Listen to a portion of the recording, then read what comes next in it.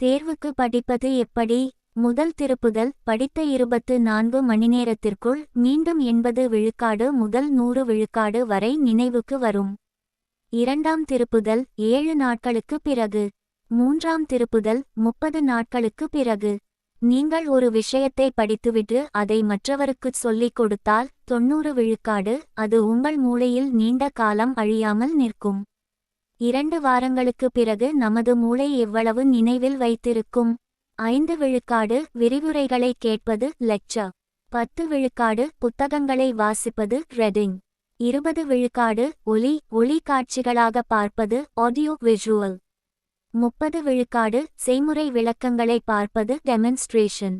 50 விழுக்காடு குழு விவாதங்களில் பங்கேற்பது டிஸ்கஷன். 75 விழுக்காடு கற்றதை நடைமுறையில் செய்து பார்ப்பது பிராக்டிஸ் பை டூயிங். 90 விழுக்காடு மற்றவர்களுக்கு கற்றுக் கொடுப்பது அல்லது உடனடியாக பயன்படுத்துவது டீச்சிங் அதர்ஸ். நாம் ஒரு புதிய விஷயத்தை படித்தவுடன் அது மறக்கத் தொடங்கும் வேகம். 100 விழுக்காடு படித்த உடனே இமீடியட் ரீகால்.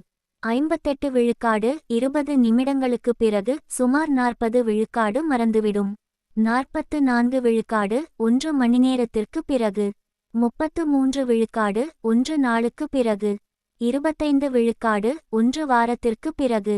21 விழுக்காடு 1 மாதத்திற்கு பிறகு. நன்றி.